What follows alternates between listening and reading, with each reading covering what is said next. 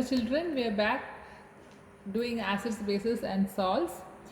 Today we are going to discuss whether acids and bases conduct electricity in aqueous solutions.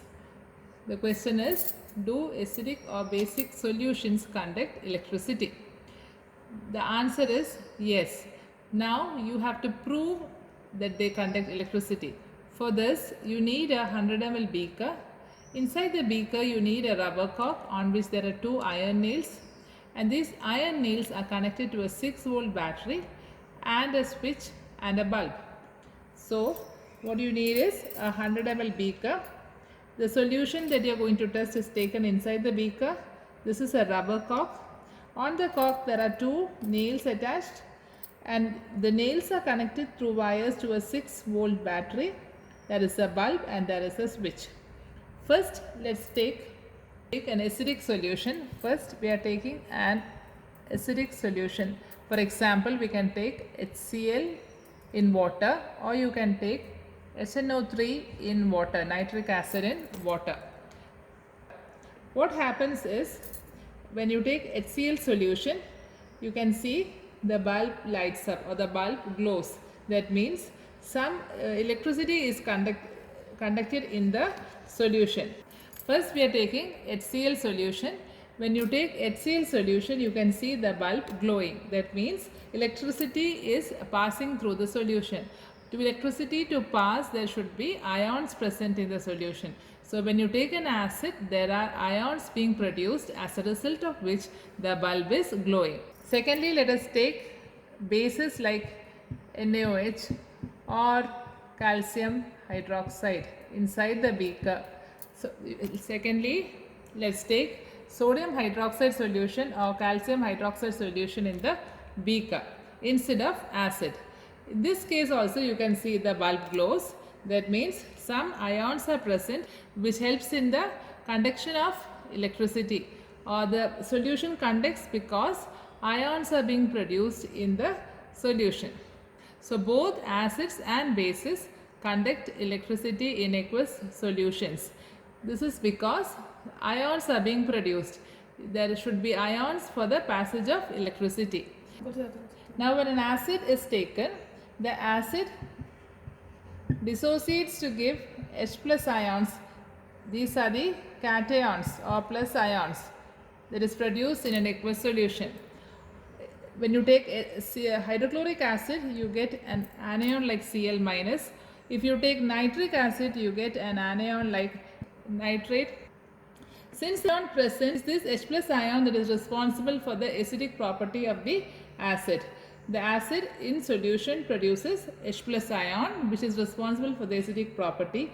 Or then anions that are present when you take hydrochloric acid will be Cl minus, when you take nitric acid will be NO3 minus, and when you take acetic acid will be CH3CO minus.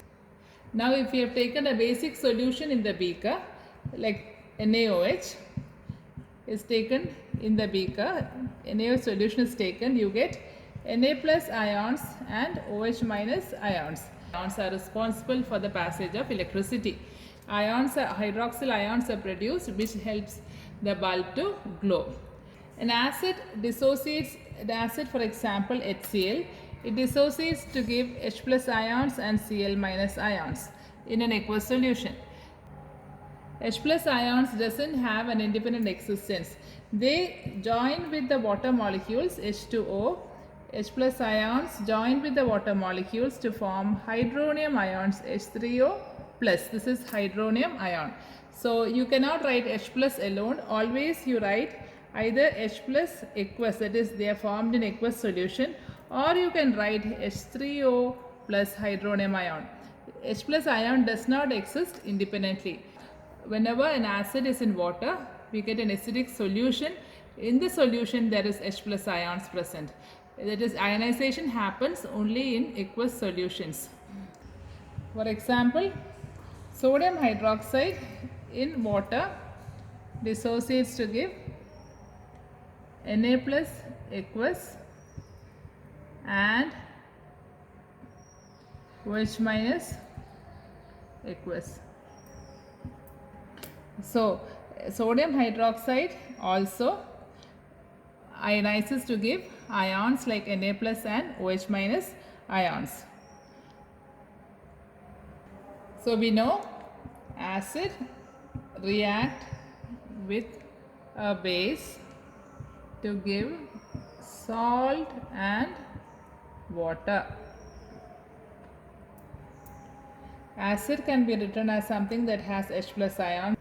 Generally we can write an acid as HX and a base generally we can write it as MOH. Acid should contain an H and a base should contain OH. So during a reaction, this bond and this bond breaks and you get a salt like this. So the MX is the salt and H and OH will combine to give water. This is what happens between an acid and a base, and this reaction is neutralization reaction. What is pH? How do you know whether a solution is very acidic or less acidic, or a solution is highly alkaline or less alkaline? You know it through the pH value of the solution. There is something called a pH scale from which you can understand whether a substance is highly basic or less basic, or highly acidic or less acidic. So this scale has numbers starting from 0 to 14. This pH scale has numbers from 0 to 14. A very highly acidic substance will have a pH of 0 and a very basic solution will have a pH of 14, and neutral solution have a pH of 7. This is the basic thing. The acidity or basicity of a solution or a substance can be understood by using the pH value of the substance.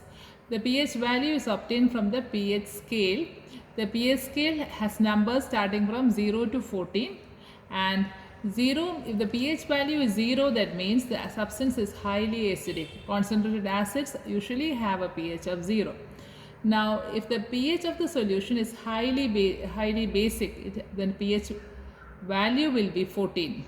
And for substances like water, which is neutral, their pH is 7. So as we go from 0 to 7, like 1, 2, 3, 4, 5, 6, the acidity decreases. And as we go from 7 to 14, 8, 9, 10, 11, 12, 13, 14, the basicity increases. So acidity increases from 7 to 0 and basicity increases from 7 to 14. Most people get confused because the basicity increases from 7 to 14, they assume acidity also to increase from 0 to 7, which is not the case. As you go from 0 to 7, the acidity decreases. So if you have a substance with pH 3 and one with pH 1, which is more acidic, the one with pH 1 is more acidic than with the substance with pH 3. Understand? And if a substance has pH 8 and another has pH 12, which is more basic, the substance with pH 12 is more basic than the substance with pH 8.